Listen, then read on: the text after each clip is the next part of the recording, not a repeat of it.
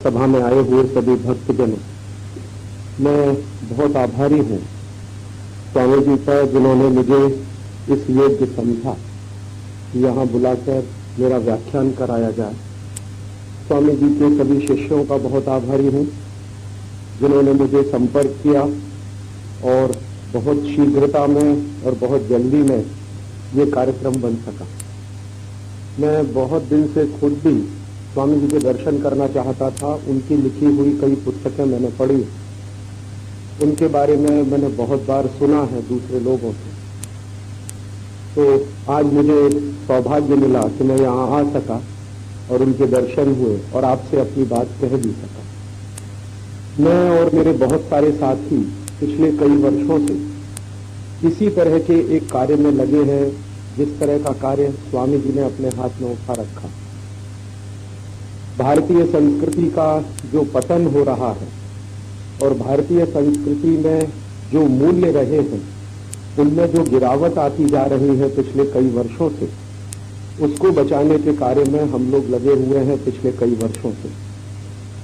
भारतीय संस्कृति और सभ्यता के ऊपर पिछले 1000 वर्षों में बहुत तरह के विदेशी आक्रमण हुए। कई बार ऐसे विदेशी आक्रमण हुए हैं जब विदेशी आक्रांता या विदेशी आक्रमणकारी सीधे भारत में आए, उन्होंने भारत की संपत्ति को लूटा, यहाँ के मंदिरों का नाश किया, यहाँ के देवालयों का नाश किया, यहाँ की व्यवस्थाओं को तोड़ा, यहाँ के लोगों को गुलाम बनाया, यहाँ के लोगों को मार पीट कर अपने साथ ले गए। ऐसे बहुत सारे आक्रमणकारी हिंदुस्तान में आए हैं। 10वीं शताब्दी में महमूद गजनबी आया, सोमनाथ का मंदिर तोड़ा, उसके बाद दूसरी बार आया, तीसरी बार आया, 17 बार लगातार महमूद गजनबी आता रहा और एक सोमनाथ के मंदिर को तोड़ता रहा और संपत्ति को लूटता रहा। महमूद गजनबी की मृत्यु के बाद ऐसे बहुत सारे आक्रमणकारी आए, उन्होंने भी भारत को इसी तरह से तोड़ने का काम किया, इसी तरह से उसको बर्बाद करने का काम किया। 15वीं 16वीं शताब्दी तक ये मुस्लिम आक्रमणकारियों का ज्यादा आक्रमण होता रहा भारत के ऊपर, और उसके बाद यूरोप के आक्रमणकारियों का भयंकर तरीके से आक्रमण हुआ भारत के ऊपर। यूरोप की तरफ से जो सबसे पहला आक्रमणकारी भारत में आया वो वास्को डी गामा था 1498 में। वास्को डी गामा के बाद दूसरे बहुत सारे पुर्तगाली आए, स्पेनिश लोग आए, डच लोग आए, फिर फ्रांसीसी लोग आए, फिर अंग्रेज आए हिंदुस्तान में, और ये सिलसिला लगातार चलता ही रहा। कई बार मेरे मन में प्रश्न आता था कि ऐसा क्या था कि जो भारत के ही ऊपर इतने सारे विदेशी आक्रमण हुए, उसका कारण क्या है, उसका रहस्य क्या, ये समझना चाहिए, जानना चाहिए। तो उस दृष्टि से भारतीय इतिहास का बहुत गहराई से अध्ययन करने की कोशिश मैंने की पिछले कई वर्षों में, और उस अध्ययन करने के दौरान बहुत सारे दस्तावेज भी इकट्ठे किए मैंने। कुछ 50,000 से ज्यादा दस्तावेज पिछले 10 वर्षों में मैंने और मेरे साथियों ने इकट्ठे किए हैं, और उनमें से काफी दस्तावेज विदेशों से लाने पड़े। लंदन नाम का एक शहर है इंग्लैंड में, वहां पर हिंदुस्तान की इतिहास की जानकारी देने वाले लाखों दस्तावेज रखे हुए हैं। लंदन में एक हाउस ऑफ कॉमन्स है, वहां की लोकसभा है। जैसे हमारे देश में दिल्ली में लोकसभा और राज्यसभा है, जिसको हम संसद कहते हैं, वैसे ही इंग्लैंड की भी संसद है, इंग्लैंड की भी एक लोकसभा है और राज्यसभा है। तो इंग्लैंड की लोकसभा को हाउस ऑफ कॉमन्स कहते हैं। तो वहां पर एक बहुत बड़ी लाइब्रेरी बनी हुई है, वहां पर एक बहुत बड़ा पुस्तकालय बनाया हुआ है। कई सौ साल पुराना है वो, 1000 साल पुराना है शायद। तो वहां हिंदुस्तान के बारे में लाखों दस्तावेज पड़े हुए हैं। तो उनमें से कुछ 50,000 दस्तावेज हम लोगों ने निकाले हैं पिछले 10 वर्षों। काफी पैसा इसमें हम लोगों ने खर्च किया, लेकिन हमें उसमें काफी सफलता मिली जब इन दस्तावेजों को हम निकाल कर लाए। और इन दस्तावेजों को निकालने के पीछे हमारे मन का उद्देश्य यही रहा कि आखिरकार हम ये समझना चाहते थे कि इस देश के ऊपर इतने सारे विदेशी आक्रमण क्यों हुए, उसका कारण क्या था, और अगर ऐसे विदेशी आक्रमण होते रहे हैं तो कभी आगे भी हो सकते हैं, तो उससे बचने का कोई रास्ता हो सकता है क्या। मैंने ऐसा महसूस किया है पिछले 10 वर्षों में कि अगर किसी समस्या का गहराई से समाधान ढूंढना हो तो उस समस्या का वर्तमान तो ठीक से समझना ही पड़ता है, उसका भूतकाल भी समझना पड़ता है। और भूतकाल और वर्तमान अगर दोनों ठीक से समझ में आ जाए तो फिर उसका भविष्य भी समझ में आने लगता है। तो इस दृष्टि से हमने वो काम किया और उस काम को करने के बाद जो ज्ञान मिला, जो जानकारी मिली, वही मैं आपसे कहने के लिए आया कि पिछले 1000 साल में ये सबसे ज्यादा विदेशी आक्रमण हिंदुस्तान के ऊपर एक तो इसलिए हुए कि हमारा राष्ट्र बहुत समृद्ध था। हमारा राष्ट्र बहुत समृद्ध था, शक्तिशाली था। हमारे राष्ट्र के पास संपत्ति बहुत थी। हमारे राष्ट्र में मूल्य बहुत ऊंचे रहे थे। सांस्कृतिक विरासत हमारी बहुत ऊंची थी। तो विदेशियों को एक तो जलन होती रही हमसे, हमारी संपत्ति के ऊपर उनकी आंख लगी रही, और दूसरा विदेशियों के पास वो कुछ नहीं था जो भारत में था, तो वो उसको लूटकर अपने यहां ले जाने की कोशिश करते थे। तो इसलिए ये सारे के सारे विदेशी आक्रमण होते रहे।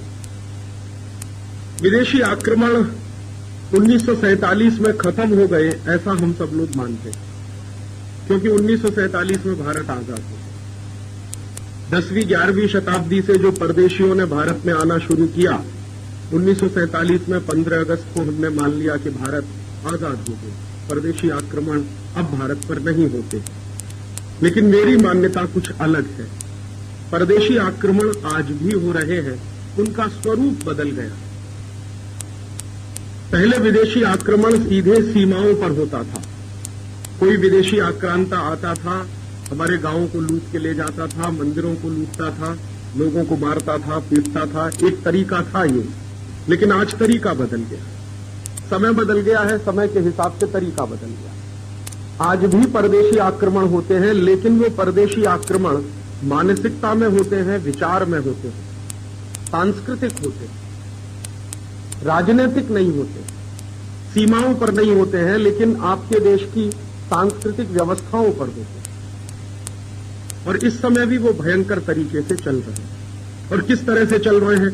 जैसे कभी अंग्रेजों ने हिंदुस्तान में गुलामी लाने के लिए ईस्ट इंडिया कंपनी को भेजा था, वैसे ही आज हिंदुस्तान में 4000 परदेशी कंपनियां फिर से काम कर रही हैं। और उन 4000 परदेशी कंपनियों का धंधा पूरे भारत में चल सके, इसके लिए भारत सरकार खुद कानून बना रही है। परदेशी कंपनियों का व्यापार बढ़ाने के लिए कानून बनाए जा रहे हैं, उनको मुनाफा हिंदुस्तान में कमाने के लिए कानून बनाए जा रहे हैं, वो मुनाफा कमा के हिंदुस्तान के बाहर ले जाए, उसके लिए कानून बनाए जा रहे हैं। ऐसे बहुत सारे नियम कायदे कानून इस देश में बनाए जा रहे हैं। और इसी के साथ साथ जो बची हुई भारतीय संस्कृति है, उसको बर्बाद करने के लिए भी कानून बनाए जा रहे हैं। हमारे देश की काफी संस्कृति की बर्बादी तो पिछले 1000 साल में हुई है, लेकिन फिर भी भारतीय संस्कृति में कुछ ऐसे तत्व जिंदा रह गए हैं, कुछ ऐसे मूल्य जिंदा रह गए हैं जो सनातन है, जिनको मारना सबके बस की बात नहीं।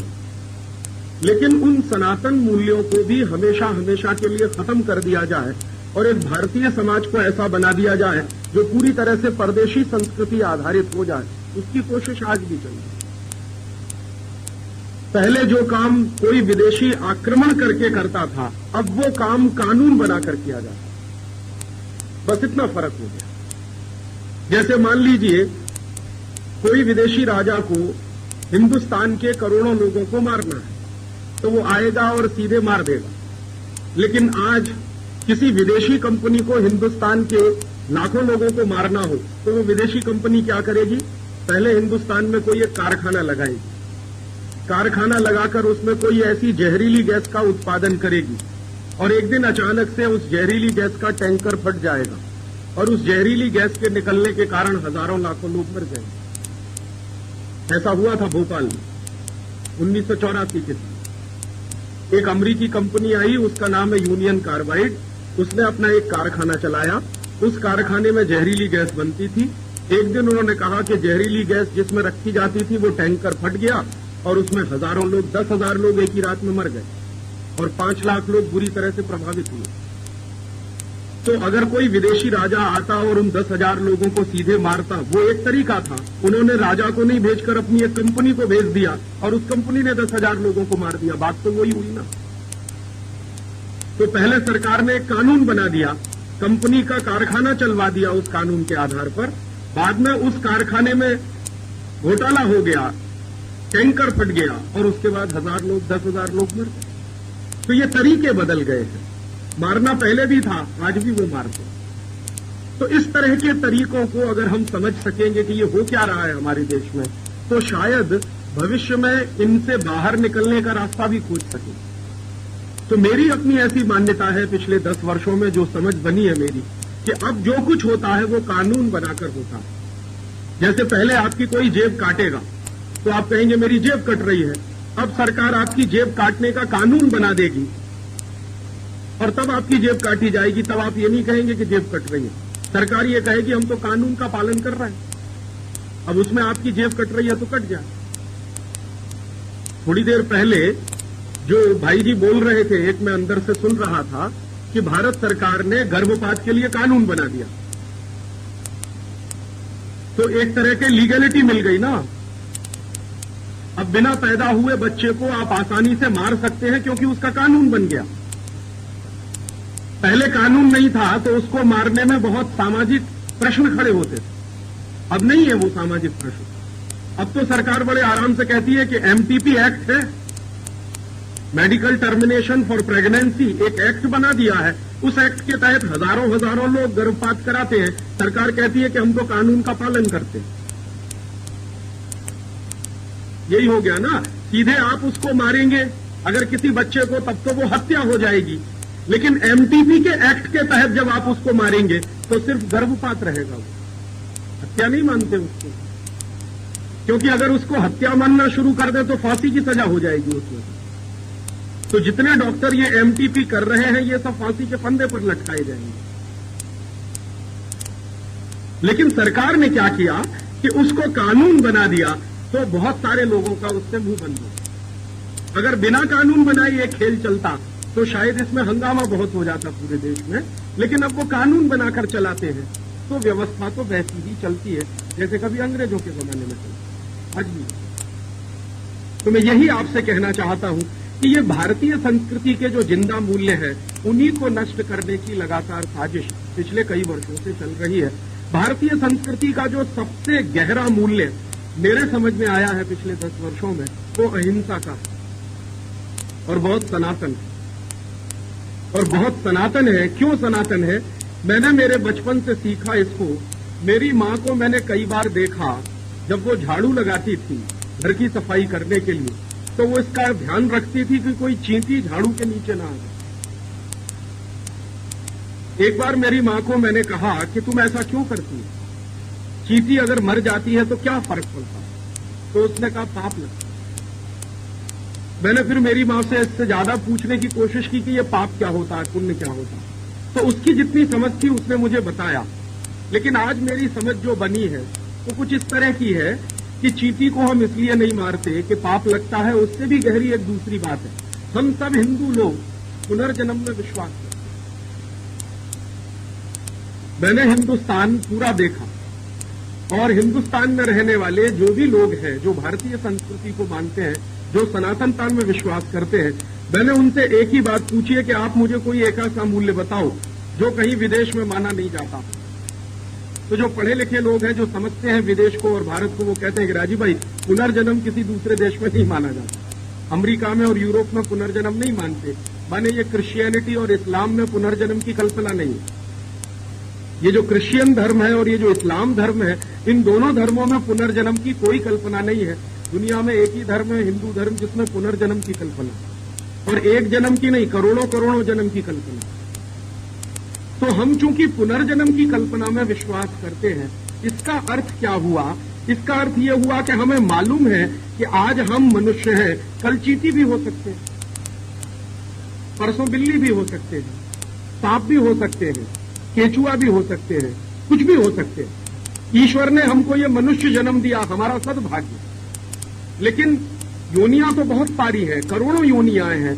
हमें उनमें से किसी दूसरे में भी जन्म मिल सकता है। तो हो सकता है पुनर्जन्म में हम कभी चींटी रहे हो, या अगले जन्म में हम चींटी हो जाएं। तो अभी हमने अगर चींटी को मारा तो अपने किसी भाईबंध को ही तो मार दिया। वो किसी जन्म में मनुष्य भी हो सकती थी ना। आज वो चींटी है, कभी किसी जन्म में मनुष्य हो सकती थी। या आज वो चींटी है, अगले जन्म में वो कुछ और हो जाएगी। आज हम मनुष्य हैं, अगले जन्म में हम चींटी हो जाएंगे। इसका माने चींटी का हमारा कुछ नजदीकी रिश्ता है और वो पुनर्जन्म से जुड़ता। तो इसलिए हमने मान लिया कि चींटी को नहीं मारना, उससे हिंसा हो जाएगी, पाप हो जाएगा। और वो पाप क्या हो जाएगा कि हमने अपनी ही जैसी आत्मा की हिंसा करी। और हम तो ये मानने वाले हैं ना कि चींटी में भी आत्मा है, हम में भी आत्मा है। आत्मा दोनों की बराबर जैसी है, शरीर दोनों का अलग हो सकता है। भगवान तो हर जगह यही कहते हैं कि आत्मा सब में एक जैसी है, तो उसमें भी आत्मा है, हम में भी आत्मा है। सब में अगर आत्मा है तो हम तो किसी को मार नहीं सकते, सब हमारे सहकर्मी हो सकते हैं। और शायद हम किसी को मार नहीं सकते, इसलिए हिंदुस्तान के इस हिंदू धर्म में जीव जगत के कल्याण की बात कही है, सिर्फ मनुष्य जगत के कल्याण की बात नहीं, पूरा जीव जगत का कल्याण है।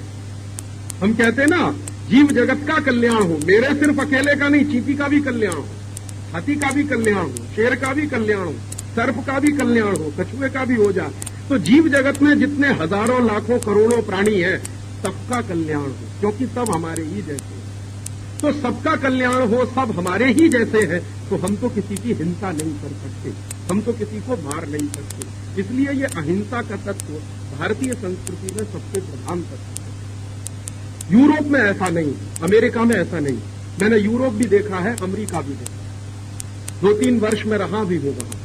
मैंने वहां के लोगों को भयंकर हिंसा करते हुए देखा, क्योंकि उनके मन में इस बात की कोई कल्पना नहीं है कि तुमको ये जन्म मिला है तो अगला जन्म भी मिलने वाला है। यहां जो धर्म सिखाया जाता है, जैसे इस्लाम और क्रिश्चियनिटी, उन दोनों धर्मों में उनको ये सिखाया जाता है कि कल्याण हो मनुष्य जगत का, जीव जगत का नहीं। और उसकी व्यवस्था में मनुष्य को प्रधान माना जाता, बाकी जीव जगत उसमें गौण हो जाता। तो मनुष्य प्रधान है, बाकी जीव जगत गौण है, तो वो गाय काट के भी खा लेते हैं, बैल काट के भी खा लेते हैं, घोड़े का मांस भी खा लेते हैं, सुअर का मांस भी खा लेते हैं वो लोग, तो कुत्ते का मांस भी खा लेते हैं बहुत सारे। हाँ, यूरोप में कुत्तों का मांस खा लेते हैं, गाय बैल बकरी का तो खाते ही हैं, कुत्तों का भी मांस खा लेते हैं। उनको कुछ लगता ही नहीं है, उनको नहीं लगता कि मैं जो मांस खा रहा हूं वो मेरे ही जैसे किसी भाई का। परेशान मत होइए, वो आपको कोई नुकसान नहीं करेगा। संस्कृति का दर्शन है और यूरोप की संस्कृति का दर्शन है, इसमें बड़ा भारी फर्क है और यही फर्क हमको समझना चाहिए। अब इस फर्क को मैंने बताने की इसलिए कोशिश की कि अब मैं जो मूल विषय पर आ रहा हूं, गर्भपात पर या गो हत्या के सवाल पर, वो यहां से जुड़ता कि हमारे यहां गो हत्या क्यों नहीं हो सकती, यूरोप में क्यों हो सकती है। क्योंकि हमने तो माना है कि गाय में भी आत्मा है, हम में भी आत्मा है, इसलिए तो हम उसको मार नहीं सकते।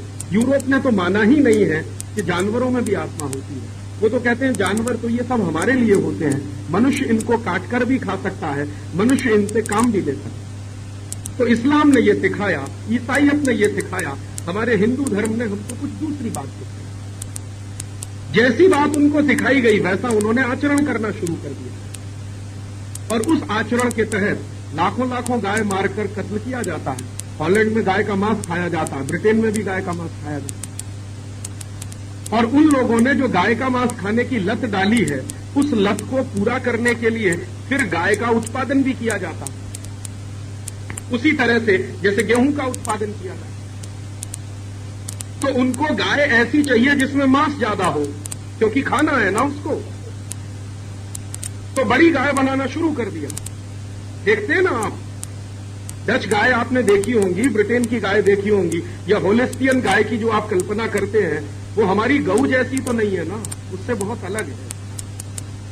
तो इसलिए उसको इतना बड़ा किया बायोटेक्नोलॉजी का इस्तेमाल करके कि ज्यादा मांस पैदा हो जाए, क्योंकि वो खाना है ना उसको, हम तो नहीं कर सकते ना, हमारे लिए तो वो पूज्य है, तो हमारे लिए उसके मांस का तो कोई महत्व ही नहीं है। तो ये चिंतन में नहीं आया हमारे, उनके चिंतन में लगातार यही आता। और फिर दुर्भाग्य हम सबका क्या हुआ कि जो गाय का मांस खाने वाले हैं वो हिंदुस्तान में आ गए 16वीं-17वीं शताब्दी। डच लोग हिंदुस्तान में आ गए, पुर्तगाली हिंदुस्तान में आ गए, स्पेनिश लोग हिंदुस्तान में आ गए, अंग्रेज हिंदुस्तान में आ गए। तो वो जो कुछ विकृति उनके समाज में थी उसको साथ लेकर आ गए और 1760 में जब अंग्रेजों की सरकार चलना शुरू हुई भारत में, तो उन्होंने अपने पेट की क्षुधा पूर्ति करने के लिए गाय का कत्ल करवाने का आदेश दे दिया। 1760 में हिंदुस्तान में पहला कत्ल कारखाना खुला बंगाल में, कलकत्ता। जब रॉबर्ट क्लाइव बंगाल का नवाब बना, उसने पहला गो मांस पैदा करने के लिए कत्ल कारखाना खोला। तो फिर गाय कटना शुरू हुई। धीरे धीरे गाय कटते कटते अंग्रेजों का पेट भरते भरते गाय की संख्या कम होने लगी। बाद में अंग्रेजों को यह भी समझ में आने लगा कि हिंदुस्तान में ये गाय का कत्ल करने से दो फायदे होते हैं। एक तो हमको मांस मिल जाता है खाने, दूसरा हिंदुस्तान की संस्कृति का भी सत्यानाश होता है। तो अंग्रेजों को तो हमारी संस्कृति का ही सत्यानाश करना था, गुलामी तो लानी ही थी, हमारी संस्कृति का भी सत्यानाश करना था। तो उस संस्कृति के सत्यानाश के लिए फिर उन्होंने गाय का कत्ल कटवाना और तेज किया। तीसरी बात उनको एक दिन और समझ में आ गई कि गाय हिंदुस्तान के पूरे कृषि अर्थव्यवस्था का केंद्र है। तो अगर हिंदुस्तान की कृषि अर्थव्यवस्था को खत्म करना हो तो गाय को खत्म कर दो। तो फिर तीसरी बात यह भी समझ में आई।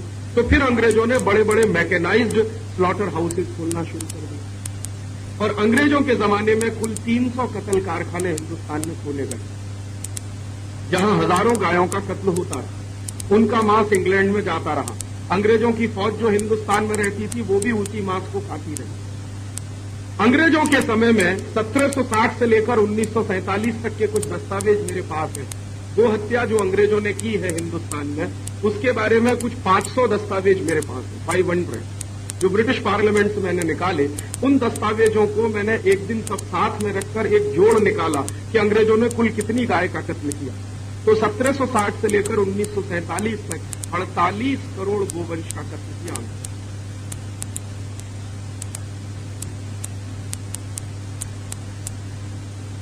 कैसी प्रजा हो सकती है अंग्रेजों की, उसका ये एक नमूना। वो 48 करोड़ गोवंश का कत्ल उन्होंने कर दिया। वो 48 करोड़ का गोवंश अगर जिंदा होता, कभी आप कल्पना करिए, तो आज गाय की संख्या हिंदुस्तान में मनुष्यों की संख्या से ज्यादा होती, और ज्यादा नहीं होती तो कम से कम मनुष्यों की संख्या के बराबर तो होती। हम 100 करोड़ लोग हैं तो 100 करोड़ गाय होती इस देश में कम से कम, और 100 करोड़ लोग 100 करोड़ गाय होती तो हिंदुस्तान में बहुत कुछ गरीबी और बेकारी का प्रश्न हल हो गया होता। क्योंकि गाय दूध तो देती है, उस दूध से आप बहुत कुछ बना सकते हैं, उसकी बिक्री कर सकते हैं, अपनी जीविका चला सकते हैं। उसके बाद उसका गोबर भी निकलता है, उसमें लक्ष्मी बसती है, उसको खेत में डालकर अन्न पैदा करने के काम में ला सकते हैं।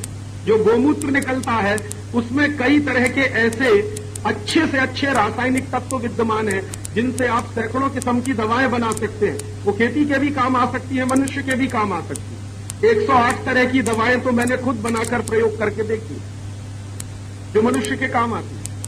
अच्छी से अच्छी गहरी से गहरी बीमारियां दूर होती है। डायबिटीज नाम की बीमारी किसी भी एलोपैथी के डॉक्टर के बस में नहीं है कि वो ठीक कर सके, लेकिन गोमूत्र में शक्ति है कि कितनी ही खतरनाक डायबिटीज हो ठीक हो जाती है 3 महीने में, 4 महीने। अर्थराइटिस की बीमारी एलोपैथी के किसी डॉक्टर के पास उसका कोई इलाज नहीं है। गोलियां देकर आपको थोड़ी देर के लिए दर्द बंद करा देगा, लेकिन जब जाड़ा आएगा फिर दर्द शुरू हो जाएगा। गोमूत्र में इतनी शक्ति है कि अर्थराइटिस को हमेशा के लिए खत्म कर देगा। ऐसी जो सबसे खतरनाक बीमारियां मानी जाती हैं जिनका इलाज एलोपैथी में भी नहीं है, वो गोमूत्र में है। तो गाय तो सब तरह का आर्थिक व्यवस्थापन चलाने का केंद्र बिंदु रहा है इस देश में हजारों साल से, सनातन वर्ष से। उसको खत्म जब किया अंग्रेजों ने तो भारतीय अर्थव्यवस्था का केंद्र बिंदु तोड़ दिया अंग्रेजों ने। बाद में मुझे ऐसा लगता था कि 1947 में तो ठीक है, अंग्रेज चले गए तो फिर अंग्रेजों की नीतियां भी चली जाती इस देश में। महात्मा गांधी कहते ही थे कि अंग्रेज चले जाएंगे तो शायद अंग्रेजियत भी चली जाएगी इस देश में, लेकिन ऐसा नहीं हुआ, उल्टा हो गया। अंग्रेज तो चले गए लेकिन अपनी औलादें छोड़कर गए, और अंग्रेजों की औलादों ने ही शासन किया पिछले 50 साल में। ये जो शासन करने वाले लोग हैं इनको मैं अंग्रेजों की औलाद कहता हूं, ये काले अंग्रेज। आप पूछोगे क्यों कहते हो राजीव भाई आप इनको? मैं इसलिए कहता हूं कि अंग्रेज जब हिंदुस्तान छोड़कर गए थे तो 300 कत्ल कारखाने थे। ये अंग्रेजों की औलादों के शासन में 36,000 कत्ल कारखाने हुए।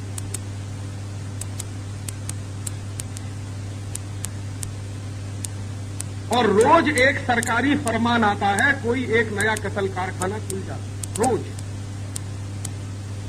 पिछले 50 साल में आजादी के बाद 300 से बढ़कर कत्ल कारखानों की संख्या 36,000 हो गई और उनमें करीब 3,500 कत्ल कारखाने तो इतने बड़े हैं जहां एक एक दिन में 5,000 से लेकर 10,000 पशु कटते एक। तो करोड़ों गोवंश का सत्यानाश तो अंग्रेजों की सरकार ने किया, अब उससे ज्यादा करोड़ों का सत्यानाश भारत की सरकारें करती। और कभी कभी मैं इन नेताओं से मिलता हूं और पूछता हूं कि तुम सबकी बुद्धि भ्रष्ट हुई है क्या? तो वो एक ही जवाब देते हैं कि राजीव भाई हम क्या करें, हमको तो विदेशी पूंजी चाहिए, डॉलर चाहिए, और डॉलर इस देश में अभी भगवान हो गया। जिस देश में पूंजी को तुच्छ माना जाता था, माया माना जाता था, और माया को दूर रखना चाहिए, माया में फंसना नहीं चाहिए, आज हमारी पूरी सरकार उसी माया में फंसी हुई है। डॉलर लाओ, डॉलर लाओ, डॉलर लाओ। हिंदुस्तान में पिछले 50 साल में श्रीमान लाल बहादुर शास्त्री को छोड़कर जितनी सरकारें बनी हैं वो सब डॉलर लाओ अभियान चलाने वाली सरकारें। तो डॉलर कैसे आएगा? तो उसका उन्होंने एक रास्ता खोज रखा है कि ज्यादा से ज्यादा मांस का हम निर्यात करें तो डॉलर आएगा। तो लाखों टन मांस का निर्यात करने के लिए हजारों कत्ल कारखाने खोल रखते हैं। तो गोवंश का भी कत्ल कराते हैं उसमें और बाकी जीव जंतुओं का भी कत्ल कराते हैं। अलग अलग देशों में मांस का निर्यात किया जाता है। ये मुस्लिम देश है जिनको अरब देश बोलते हैं, वहां लाखों टन मांस का निर्यात होता है। यूरोप के देशों में हर साल लाखों टन मांस का निर्यात होता है। अलग अलग देशों की जरूरत के हिसाब से सरकार निर्यात करती है। और भारत सरकार ने इस साल एक नई योजना फिर सबके सामने रखी है कि अभी तक हिंदुस्तान में करीब 1 लाख टन मांस का निर्यात करने की बात चलती थी, अब वो कहते हैं कि हम 2 साल में इसको 1.5 लाख टन करेंगे। माने मांस का निर्यात हम बढ़ाते चले जाएंगे ताकि हिंदुस्तान के पशु जगत की हत्या होती चली। इन छोटी बुद्धि के नेताओं को ये नहीं समझ में आता कि ये पशु जिंदा नहीं रहेंगे तो हम जिंदा नहीं। बिना पशु के आदमी का जीवन संभव नहीं, कम से कम भारतीय समाज में तो संभव नहीं। लेकिन अब क्या करें, अंग्रेजों का जो बीज था वो इन नेताओं में पड़ गया और उसी अंग्रेजों की नीति पर आज इस देश के नेता चल रहे हैं। ये सबसे बड़ी दुखद बात है कि अंग्रेजों की सरकार के चले जाने के बाद भी हिंदुस्तान में गो हत्या रोकने के लिए हमें आंदोलन चलाना पड़ा। अंग्रेज थे, गो हत्या होती थी, तब आंदोलन चलता था, बात समझ में आती थी कि वो परदेशी थे। लेकिन अब तो हमारे ही अपने लोग हैं जो सरकार चलाते हैं और उनके राज्य में गो हत्या होती है और उसको रोकने के लिए आंदोलन चलाना पड़ता है। इससे बड़े शर्म की बात क्या होगी? तो ऐसा तंत्र उन्होंने बना रखा और ये सब कुछ कानून के आधार पर होता है। गोवंश का कत्ल भी कानून के आधार पर बना दिया है, बाकी का कत्ल भी कानून के आधार पर बना दिया। मैं बहुत बार जाता हूं देवनार कत्ल कारखाने में और वहां वैसे कानून तो यह है कि गाय का कत्ल नहीं हो सकता क्योंकि महाराष्ट्र सरकार ने ऐसा एक कानून बना रखा। लेकिन मैं देखता हूं कि गाय का कत्ल भी होता है। तो उस कानून के बारे में बहुत बारीकी से मैंने अध्ययन किया तो उसमें एक लूप होल है कि जो गरीब माने जो बीमार गाय है उसका कत्ल हो सकता। उस कानून में उन्होंने सिर्फ इतना डाला है कि स्वस्थ गाय का कत्ल नहीं हो सकता। तो इसका माने बीमार गाय का तो कत्ल हो ही सकता है। अब ये कौन तय करेगा वहां बैठकर कि ये गाय बीमार है और ये स्वस्थ? तो मैं गया एक दिन देवनार कत्ल कारखाने में, मैंने पूछा कि यहाँ कौन तय करता है कि कौन सी गाय बीमार है कौन सी स्वस्थ है? तो उसने कहा साहब यहाँ एक डॉक्टर है। तो मैं उस डॉक्टर के पास गया, मैंने कहा तुम कैसे तय करते हो कि ये गाय बीमार है ये गाय स्वस्थ है? उसने कहा सच्ची बात बताऊं राजीव भाई? मैंने कहा सच्ची बात बताओ, प्रीति बात बताओ। उसने कहा मुझे भी मजबूरी में ये सब करना पड़ता है, मुझको घूस मिलती है ये बताने के लिए कि ये गाय बीमार है। तो वो घूस लेके रिश्वत लेके अच्छी खासी स्वस्थ गाय को बीमार होने का सर्टिफिकेट दे देता है तो गाय कटने के लिए चली जाती। और कैसे करते हैं वो? कई बार अगर अच्छी खासी स्वस्थ गाय अगर चेकिंग करने के लिए कोई आ जाए, इंस्पेक्शन करने के लिए आ जाए और अच्छी खासी स्वस्थ गाय खड़ी हुई है तो उसका हाथ पैर तोड़ देते हैं ताकि वो बीमार दिखने लगे। तो इंस्पेक्शन करने वाला उसको जो है सर्टिफिकेट देके चला जाता है कि ठीक है। ये यहां भी होता है और दूसरे कत्ल कारखानों में। तो मैंने थोड़ी देर पहले आपको बताया कि पहले आपको बर्बाद करने के लिए सीधे आक्रमण होता था, अब आपको बर्बाद करने के लिए सीधे आक्रमण नहीं होता, कानून बनाते हैं, फिर कानून सब काम कराता। और जब ये गाय का कत्ल हो सकता है इस देश में इस बड़े पैमाने पर, तो फिर बच्चों का भी कत्ल हो सकता है। तो इसी के लिए ये एमटीपी एक्ट आ गया है, मेडिकल टर्मिनेशन फॉर प्रेगनेंसी। ये यूरोप में चलता था, medical termination for pregnancy act, Europe के देशों में, अमेरिका में भी चलता। अमेरिका में गर्भपात करने वालों की संख्या सबसे ज्यादा पूरी दुनिया, यूरोप में, इंग्लैंड में, जर्मनी में, फ्रांस में भी सबसे ज्यादा। उसका कारण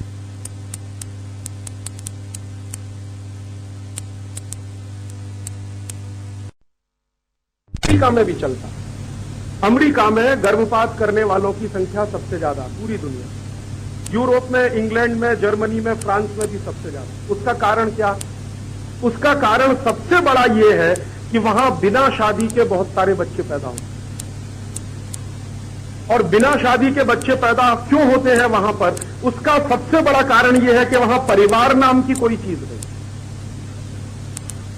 हिंदुस्तान में रहते हुए और फ्रांस में रहते हुए जो मुझे सबसे बड़ी चीज महसूस हुई, यूरोप के और भी देशों में रहते हुए मुझे जो सबसे बड़ी चीज महसूस हुई कि वहां परिवार नहीं होता है, बाकी सब होता है। वहां परिवार ही होता है, बाकी कुछ हो या ना हो। तो हमारे यहां चूंकि परिवार की कल्पना है ना, तो परिवार तो समाज में से निकलता है। तो फिर पारिवारिकता को चलाने के लिए समाज ने बहुत सारे नियम बना रखे हैं। उनमें से एक नियम है वर्जना का, संयम का, कि जब तक आपका परिवार ना बसे तब तक आप शारीरिक संबंधों से बचें। माने शारीरिक संबंध तभी इस देश में करने की आपको परमिशन दी जाती है जब आप गृहस्थ हो जाएं। बाकी तो ब्रह्मचारी ही रहना पड़ता है जीवन। ब्रह्मचारी माने संयम का जीवन बिताना पड़ता है। यूरोप में तो ऐसा नहीं होता, वहां तो 11-12 साल की लड़कियां मां बनती हैं। आप सुनते आश्चर्य करिए। मैं एक बार डेनमार्क नाम के देश में था, 1991 के साल की बात है। तो डेनमार्क की संसद में बड़ी बहस चल रही थी उस समय, और बहस ये चल रही थी कि लड़कियों को मां बनने की सबसे कम उम्र क्या रखी जाए। ये बहस चल रही थी डेनमार्क की संसद। और वो 3 महीने बहस चलने के बाद उन्होंने फैसला किया कि सबसे कम उम्र में मां बनने की लड़की की क्षमता 14 साल में विकसित हो जाती है, तो 14 साल की उम्र को मां बनने की उम्र घोषित कर दिया गया। तो वहां 14 साल की लड़की मां बन सकती है, लेकिन जरूरी नहीं है कि उसकी शादी हो गई हो। तो बिना शादी के मां बनती है तो फिर संकट आता है, बच्चे को पालेगी कैसे? तो या तो एबॉर्शन करो या तो अनाथ आश्रम में बच्चे को दान करो। तो परिवार नहीं होने से और पारिवारिकता नहीं होने से उन यूरोप के देशों में एक बहुत राक्षसी संस्कृति का विकास हुआ। और वो राक्षसी संस्कृति यही है कि या तो बच्चा पैदा होने मत दो, और अगर हो जाए तो उसको अनाथ आश्रम में दे आओ, क्योंकि पालना आपके लिए संभव नहीं है। और वहां क्या हुआ है, स्त्री और पुरुष सिर्फ शारीरिक संबंधों तक सीमित है, आत्मा की कोई बात नहीं होती, क्योंकि वो मानते ही नहीं कि आत्मा होती भी है। हमारे यहां पति पत्नी का मिलन आत्मिक मिलन भी माना जाता है, उनके यहां तो सिर्फ शारीरिक होता है। तो सिर्फ शरीर तक सीमित हो गया है वहां का पूरा समाज। तो ये शरीर से पैदा हुई समस्याएं हैं, और उन समस्याओं का समाधान ढूंढने के लिए उन्होंने एक और गलत रास्ता अपनाया है। उसमें से एक रास्ता है ये मेडिकल टर्मिनेशन फॉर प्रेगनेंसी। ये वहां से निकला यूरोप में से, और बड़े पैमाने पर प्रचारित हुआ।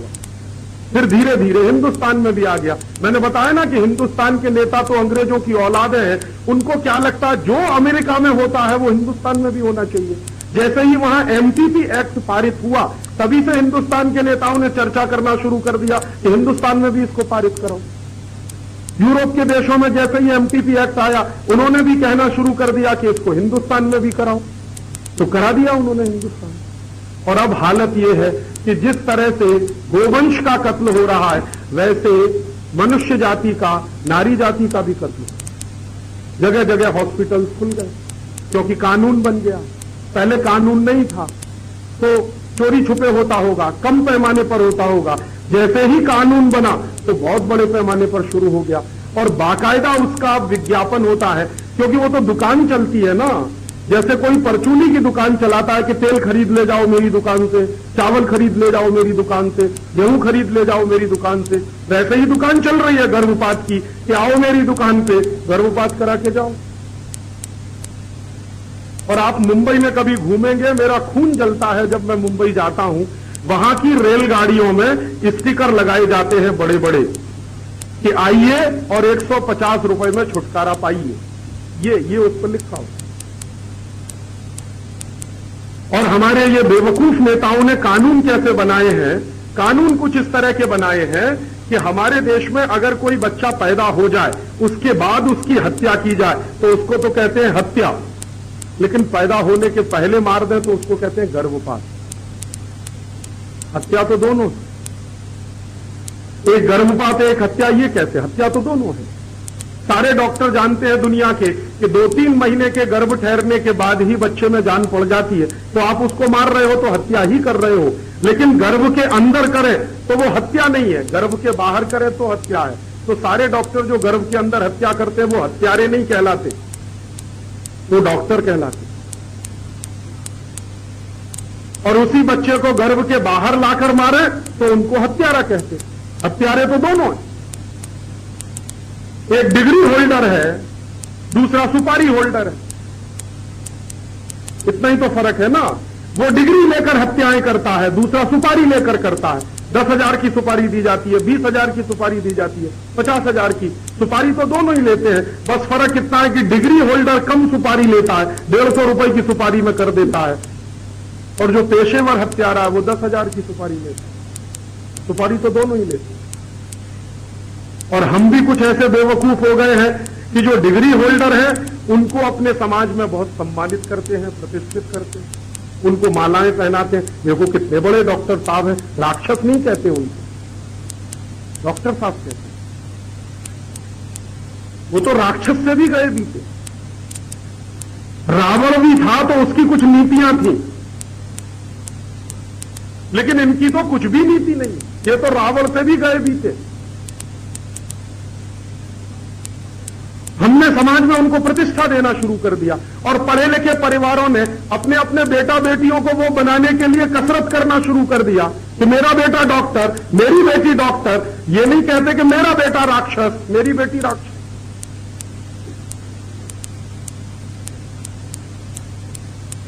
और शादी ब्याह होगा तो पहली चॉइस है डॉक्टर मिले तो राक्षस ले आओ घर में। यही व्यवस्था चली ना, तो वो जो अंग्रेजों का बीज है हमारे भी दिमाग में घुस गया थोड़ा बहुत, और ये पढ़े लिखे हिंदुस्तानी के दिमाग में बहुत घुस, तो इससे उसकी प्रतिष्ठा बनती चली गई है।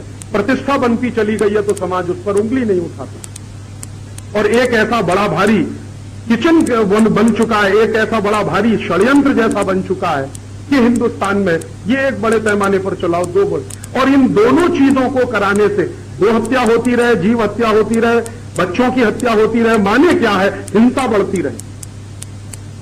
और जितनी जितनी हिंसा बढ़ती जाएगी तो उतनी उतनी अहिंसा के सिद्धांत से हम दूरी बनाते चले जाएंगे। और एक दिन अगर अहिंसा का सिद्धांत ही हमने छोड़ दिया तो भारतीय संस्कृति का तो सत्यानाश हो ही गया। फिर इस्लामी संस्कृति और भारतीय संस्कृति में क्या फर्क है? फिर इस्लामी के सारा साथ क्रिश्चियन संस्कृति और भारतीय संस्कृति में क्या फर्क? यही तो फर्क है जो सबसे बड़ा है कि हम अहिंसा में मानते हैं, वो हिंसा में मानते हैं। हम जीव जगत के कल्याण की बात करते हैं, वो सिर्फ मनुष्य जगत के कल्याण की बात करते हैं। तो षड्यंत्र क्या है? षड्यंत्र ये है कि इस भारतीय संस्कृति का सत्यानाश करो, इसका खात्मा करो। और ये षड्यंत्र 1000 साल से चल रहा है। महमूद गजनवी ने एक तरीके से चलाया, अंग्रेजों ने इसको दूसरे तरीके से चलाया, और अब हमारी सरकार इसको एक तीसरे तरीके से चलाए। और अगर हमको यह समझ में आ जाए कि यह षड्यंत्र किन किन तरीकों से चलाया जा रहा है, तब इससे लड़ने की बात भी समझ में आने लगी। तो सबसे बड़ी बात जो समझ में आ रही है कि यह भारतीय संस्कृति को बर्बाद करने के लिए किया जाने वाला षड्यंत्र है। उनका इंटरेस्ट क्या है भारतीय संस्कृति को बर्बाद करने का? वो चाहते हैं कि पूरी दुनिया ईसाई हो जाए। अभी 2 साल पहले पोप ने एक भाषण दिया था श्रीलंका में, तो उसमें उसने कहा कि 21वीं शताब्दी में हमारा सपना है कि सारी दुनिया में ईसाइयत का झंडा फहराया जाए। ये उनका सपना। तो उसी सपने के आधार पर वो काम करते, उसी सपने के आधार पर वो सारी प्लानिंग करते। तो अगर उनकी ये कल्पना है और उनका सपना है कि पूरी दुनिया में ईसाइयत का झंडा फहराया जाए, तो इसका माने बिल्कुल स्पष्ट है कि ईसाइयत के अलावा दूसरी कोई संस्कृति बचे नहीं पूरी दुनिया में। और अगर है दूसरी संस्कृतियां तो उनको नाश करो, उनका सत्यानाश करो। तो उसके लिए तरह तरह के तरीके अपनाओ। उनमें से ये कुछ तरीके अपनाए जा रहे हैं। ये गो हत्या नहीं हो रही है, भारतीय संस्कृति की हत्या हो रही है। शिशु हत्या नहीं हो रही है, भारतीय संस्कृति की हत्या हो। तब अब हमको ये करना पड़ेगा, समझना पड़ेगा कि अब इससे बचने का उपाय क्या, इससे बाहर निकलने का उपाय क्या। मैंने आपको बताया कि ये जितने काम हो रहे हैं सब कानून बनाकर हो रहे हैं, तो हमको पूरी ताकत लगानी पड़ेगी इन कानूनों को बदलवाने के लिए। मान लीजिए एमपीपी एक्ट बना है तो ये रद्द होना चाहिए, हमें इसकी कोई जरूरत नहीं, भारतीय समाज में इसकी कोई जरूरत नहीं। और हम हमारे नौजवानों को समझा लेंगे कि वो संयम से रहेंगे। जरूरत ही नहीं पड़ेगी किसी को मेडिकल टर्मिनेशन कराने की। नौजवान हमारा संयम से रहना सीख जाएगा तो जरूरत क्या पड़ेगी हमको गर्भपात कराने की। इसलिए हमको कानून की जरूरत नहीं है। ये कानून की जरूरत यूरोप के लोगों को है, अमेरिका के लोगों को है, तो उनको बनाने दो। जरूरी नहीं है कि हम जो वो करेंगे हम वही करेंगे। हम तो उनके नकलची बंदर नहीं बनने वाले, तो हमको इस कानून की जरूरत नहीं। ये बात हमको कहनी पड़ेगी। और जहां भी बड़ी ताकत के साथ हम ये बात कहने की कोशिश कर सकेंगे तो शायद इसमें से बचकर निकलने का रास्ता निकलेगा। मैं ये काम करने जा रहा हूं 2-3 महीने के बाद। मैं सुप्रीम कोर्ट में एक बहुत बड़ा मुकदमा करने जा रहा हूं भारत सरकार के खिलाफ।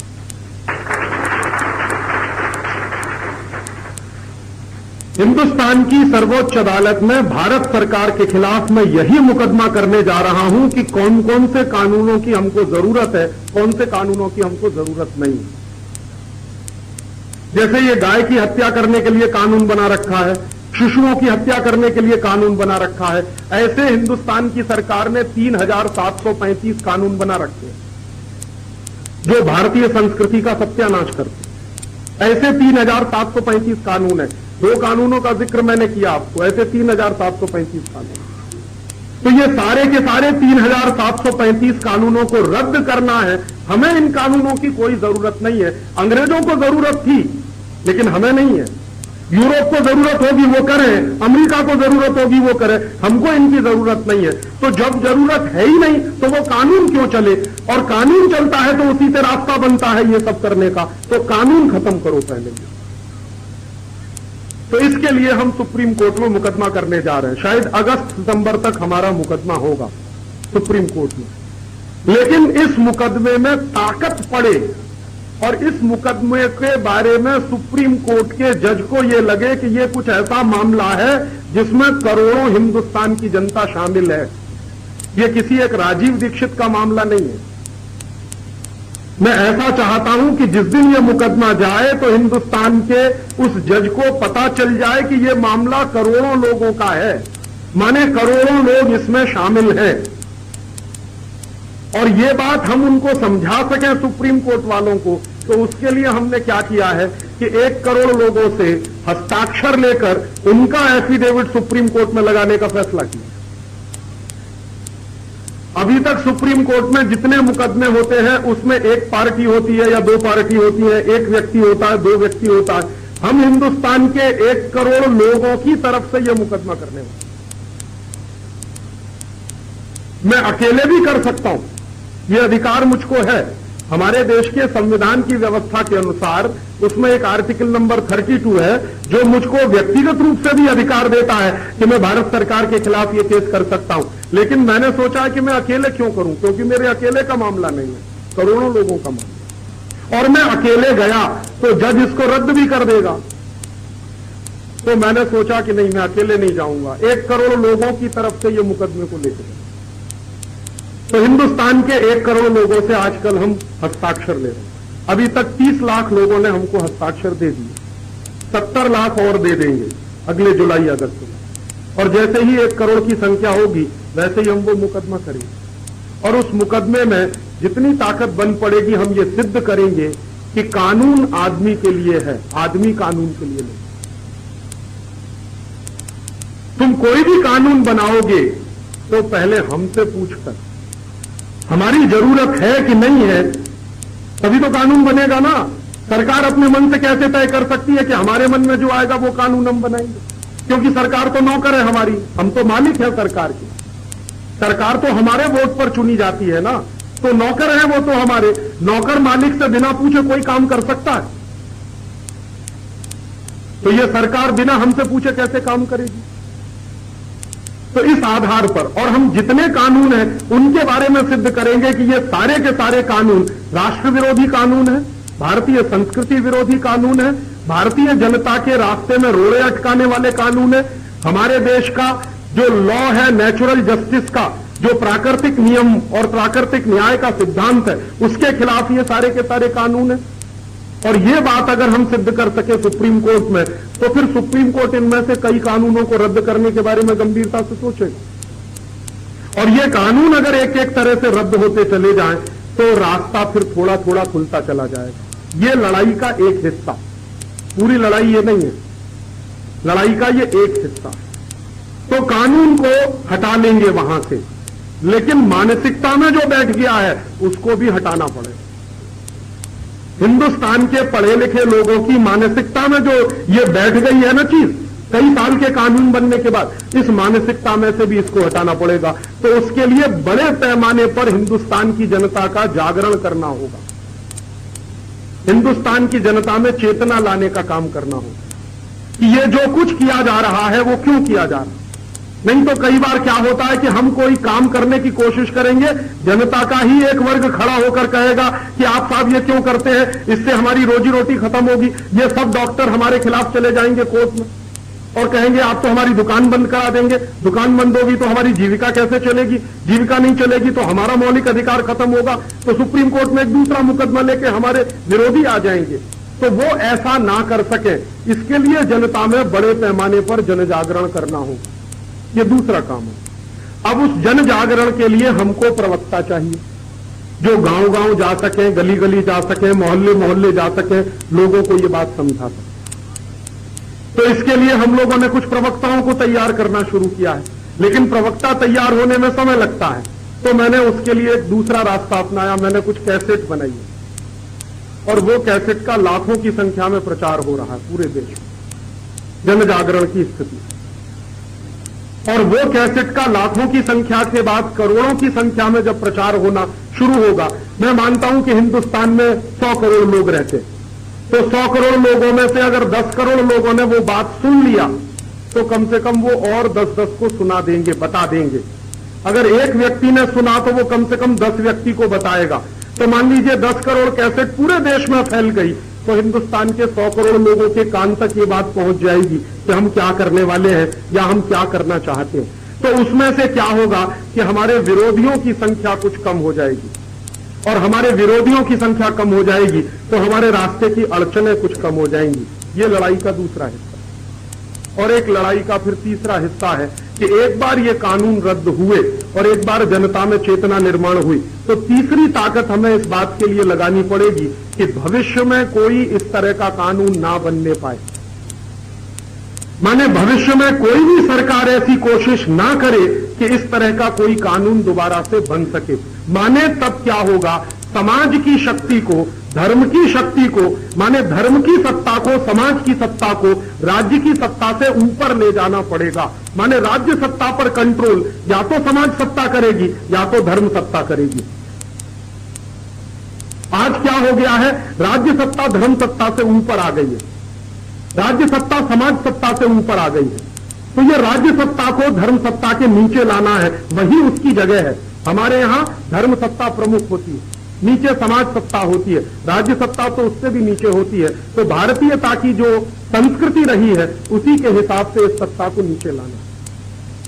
तो अब आपसे एक आखिरी निवेदन, क्योंकि मेरा समय पूरा हो गया, कि आप पूछेंगे हम इसमें क्या कर सकें।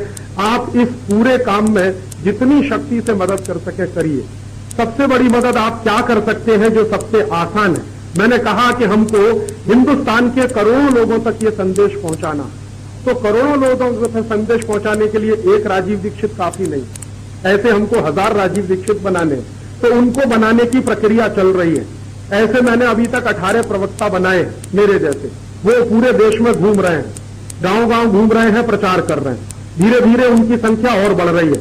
तमिल में, तेलुगु में, कन्नड़ में, मलयालम में, दक्षिण की सारी भाषाओं में बात करने वाले प्रवक्ता तैयार हो गए। उत्तर की भाषा में बात करने वाले, पश्चिम भारत की भाषा में, गुजराती में, मराठी में बात करने वाले प्रवक्ता तैयार हो रहे हैं। तो एक तो प्रवक्ता तैयार करने, तो आप में से कभी भी किसी को लगे जो थोड़ा भी अच्छा बोलना जानता हो, जो बोल सकता हो किसी भी बात को अच्छे तरीके से, तो आप जरूर हमसे संपर्क करिए। तो हम क्या करते हैं, वक्ता बनाने के लिए शिविर लगाते हैं। हर साल में हम 3-4 ऐसे शिविर लगाते हैं, 15-15 दिन के। तो इस बात को प्रभावशाली तरीके से जनता को कैसे समझाया, तो एक तो आप इसमें मदद करिए। आपके आजू बाजू कोई अच्छा वक्ता मिल जाए, अच्छा प्रवक्ता मिल जाए, उसको आप हमारे साथ तक मिला दीजिए, हमसे संपर्क करा दीजिए। दूसरा, आप क्या हमारी मदद कर सकते हैं, मैंने आपसे कहा कि हमने कैसेट्स बनाई है। वो कैसेट का जितने बड़े पैमाने पर प्रचार आप करने में मदद कर दें, उतनी जल्दी ये काम संभव होगा। क्योंकि कैसेट से बात जितनी जल्दी पहुंचेगी, शायद वक्ताओं के माध्यम से भी नहीं पहुंचेगी। मैं कुछ कैसेट्स अपने साथ लेके आया हूं, वहां बाहर स्टॉल पे रखी है। अगर आप उसको लेकर जाएं, अपने गली में, अपने मोहल्ले में, अपने गांव में ज्यादा से ज्यादा लोगों को सुनाएं, ज्यादा से ज्यादा लोगों को ये सब बातें बताएं, तो बहुत बड़े पैमाने पर यह वैचारिक क्रांति का दौर शुरू होगा।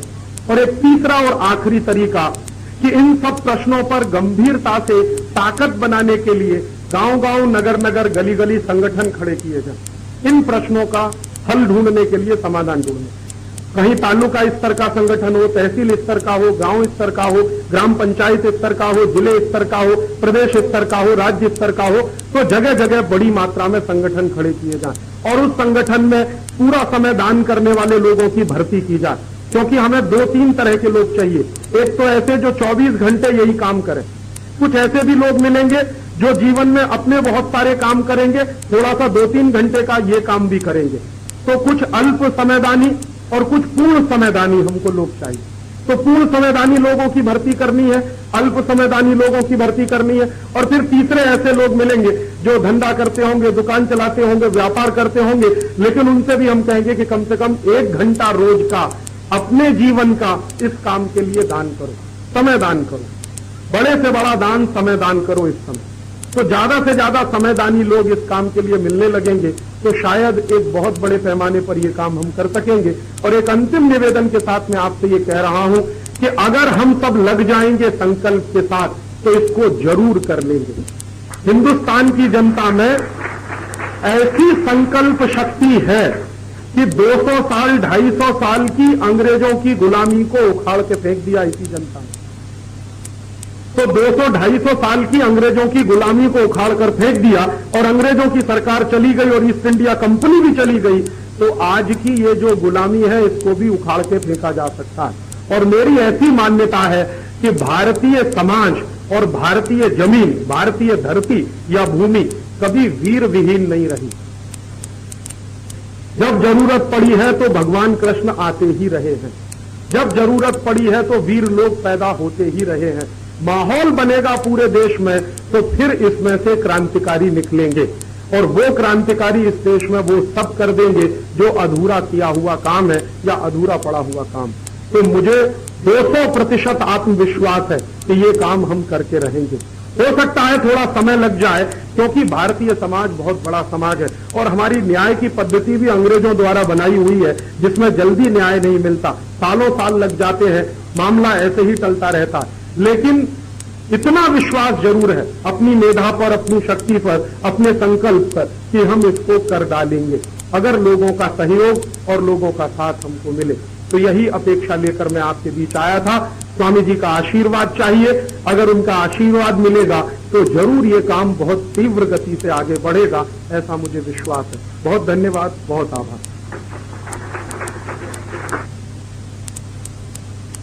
मैं आप